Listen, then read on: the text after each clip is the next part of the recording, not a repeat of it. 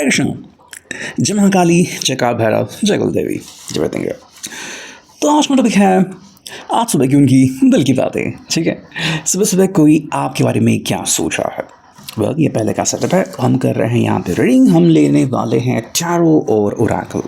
Okay, सो ये है general collective reading and आपके परिस्थिति के अनुसार आप इस रीडिंग को देख सकते हो कि भाई कैसे मैच होता है वगैरह वगैरह। ठीक है, जो अगत रीडिंग की शुरुआत हम करते हैं कार्ड्स की शफलिंग विद दिस प्यारा सा टैरो। ओके, अब देखते हैं यहाँ पे क्या कार्ड्स मिलते हैं एंड हियर वी गो। यहाँ पे कुछ कार्ड्स मिले हैं। ठीक है, एक और कार्ड लेते हैं, दैट्स इट, और देखते हैं अब हमें क्या अंडरस्टैंडिंग होती है। ठीक है, पहला कार्ड मिला है king of swords, Gemini, Libra, Aquarius, मिथुन, तुला, कुंभ राशि। ठीक है, आपको दिख जाएगा। फिर यहाँ पे six of wands, Aries, Leo, Sag, मेष, सिंह, धनु राशि, हैंग्ड वुमन। ओके, चलो, फिर मिला है ten of wands, Aries, Leo, Sag again. फिर हमें यहाँ पे मिला है द मून, इनकी पाइसिस, मीन राशि, और यहाँ पे मिला है स्कॉर्पियो, डेथ। ठीक है, चलो पहले हम ये देखते हैं, फिर बाद में जो नेक्स्ट कार्ड्स हैं वो देख लेंगे। ओके, देखो शुरुआत तो जो यहाँ पे हुई है वो हुई है किंग ऑफ सॉर्ड्स से, है ना। एंड फिर यहाँ पे हैं सिक्स ऑफ वांड्स एंड फिर यहाँ पे है द हैंग्ड वुमन। आप तो कह सकते हैं कि इस पर्सन के लिए ना अभी जो सिचुएशन है वो ये है कि भाई मुझे बात बनानी है एंड बातें मनवानी भी है।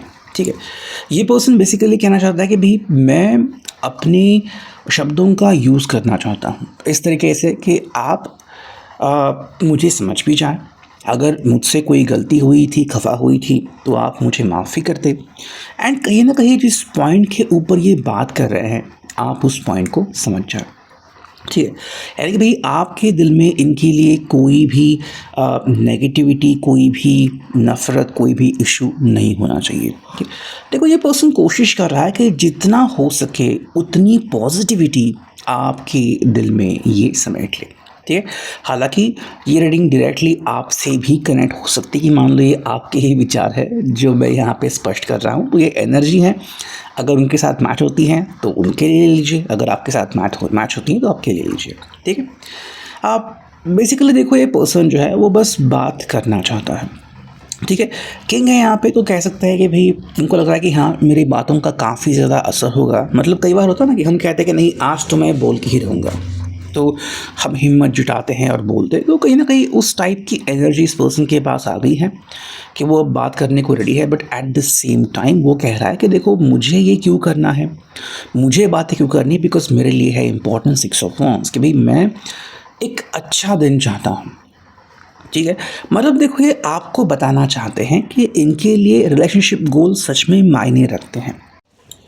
मतलब हमने हमारे रिश्ते को जो है इतने सालों तक ऐसे बनाए रखा कि भाई हम बात करते हैं, हर नेगेटिविटी को भूल जाते हैं। मतलब ऐसी बहुत सारी बातें होती हैं जिसके ऊपर आप काम करते हो। ठीक है, ये पर्सन बस आपको बताना चाहते हैं कि ये कोशिश कर रहे हैं और उनके हिसाब से देखो अगर हमें सक्सेस मिल रहा है या फिर कुछ करने से मिलने वाला है तो हम वो ट्राई क्यों ना करें, है ना।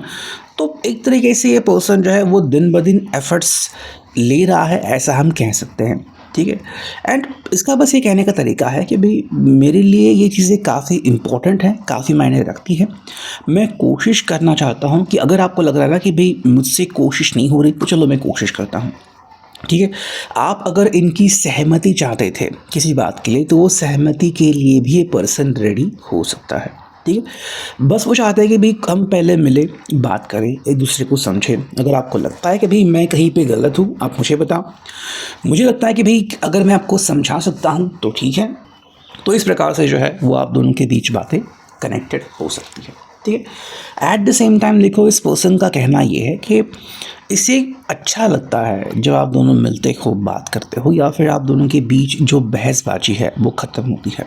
ठीक है, उनके लिए देखिए विन विन सिचुएशन है कि भाई सब कुछ बढ़िया हो गया। मतलब आप भी खुश हैं, मैं भी खुश हूँ, या फिर आप सेटिस्फाइड हैं, मैं सेटिस्फाइड हूँ कि भाई दोनों के बीच अब जो भी नेगेटिव था वो थम गया है।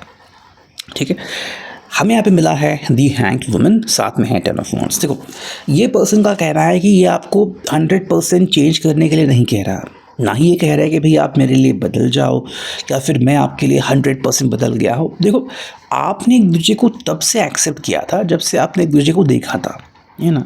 मतलब कुछ तो बात आपको बहुत ज़्यादा रोमांचित कर गई होगी, एक दूसरे का साथ हो गया, एक दूसरे के शब्द हो गए, एक दूसरे के अंडरस्टैंडिंग हो गई, है ना, फिर पर्सनैलिटी हो गई। तो ये पर्सन बस कह रहा है कि भाई जितना ज़्यादा हम एक दूसरे के साथ टाइम स्पेंड करेंगे, एक दूसरे को हम उतना ही जानेंगे, है ना।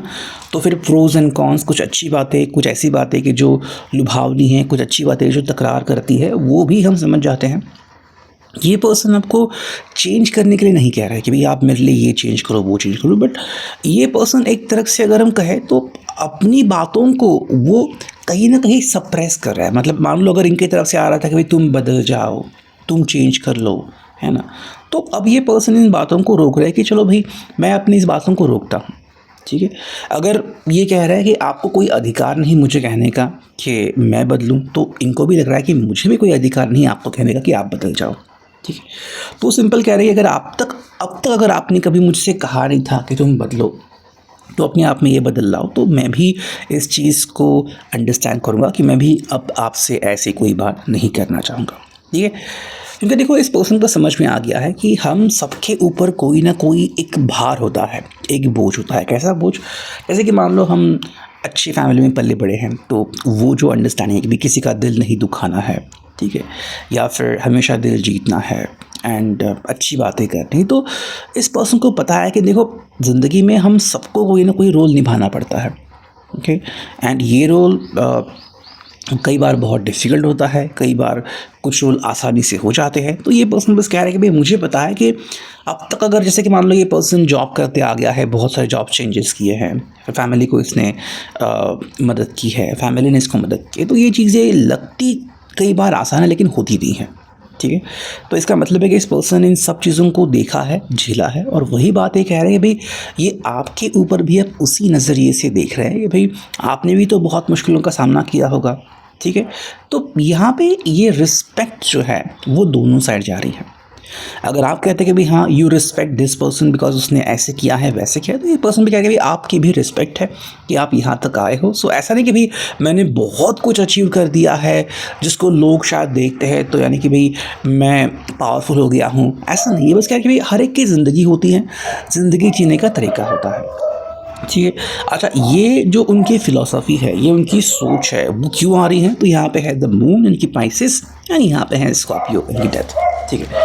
देखो, इनको लग रहा है कि भाई ज़िंदगी में कई बार रिश्ते जो होते हैं वो बनते हैं, हमें कुछ सिखाते हैं, और कई बार हम रिश्तों से दूर भी चले जाते हैं, है ना। मसलन कि मान लो हमारे कुछ दोस्त हैं जो हमें कुछ कहते हैं, सिखाते हैं, और फिर मान लो वो अपनी ज़िंदगी में आगे बढ़ते हैं, लेकिन वो सीख जो है वो हमारे साथ हमेशा के लिए रहती है। कुछ लोग कहते हैं कि भाई इस व्यक्ति ने हमारी ज़िंदगी बदल दी, हम उसको फॉलो करते हैं, या फिर जो उन्होंने रास्ता दिखाया हम उसी के ऊपर चलते हैं, तो that is a very good thing. तो यहाँ पे इस पर्सन को मान लो एक तरफ से अंडरस्टैंड हुआ है कि भाई हमारा जो मन है हम उसे कंट्रोल कैसे कर सकते हैं। मन बहुत तरह के खेल खेलता है, ठीक है, और अगर हम उसमें फंस जाते हैं कि नहीं मेरे साथी ने मेरी बातें माननी चाहिए, मेरे अनुसार बिहेव करना चाहिए, भाई ये चीज़ें तो मन में आती रहेगी जब तक कि आप हो, है ना। तो मन तो आपके साथ खेल खेलेगा, लेकिन क्या आप इस खेल को अलग नज़रिए से देख सकते हो? देखो, अगर रिश्ता है तो आपको लग रहा है कि हाँ भाई हमारी एनर्जीज़ एक्सचेंज हो सकती है, हम एक दूसरे से बातें कर सकते हैं। अगर रिश्ता ही नहीं रहा तो फिर क्या करोगे? तो मैं फिर मन कहीं और भटकाएगा, है ना। तो ये पर्सन यहाँ पे इन चीज़ों को समझ गया है कि भाई हमें इन चीज़ों को अंडरस्टैंड करना है कि अगर हमारा मूड अचानक से वाइबल हो रहा है तो गुस्सा आपके ऊपर नहीं निकलना चाहिए, बल्कि गुस्सा उस एस्पेक्ट के ऊपर निकलना चाहिए, बिकॉज कोई भी चीज़ के ऊपर हम हमारा हक ऐसे नहीं जता सकते। एवरी सेकंड चेंज हो रहा है, और चाहे हमें अच्छा लगे ना लगे ये होता ही रहेगा, ठीक है। नेक्स्ट हमें जो कार्ड मिला है, देखो यहाँ पे seven of wands, Aries Leo Sag, मेष सिंह राशि, फिर मिला है nine of swords, Gemini Libra Aquarius, कुंभ राशि, फिर यहाँ पे मिला है हमें द हर्मिट यानी कि वर्गो, और यहाँ पे मिला है four of cups, cancer, Scorpio, Pisces, ठीक है। देखो, इस पर्सन के हिसाब से ना बहुत सारा लालच आता है कई बार, या फिर बहुत सारी चीज़ें होती है जो हम हासिल करना चाहते हैं बट हम हासिल नहीं कर सकते।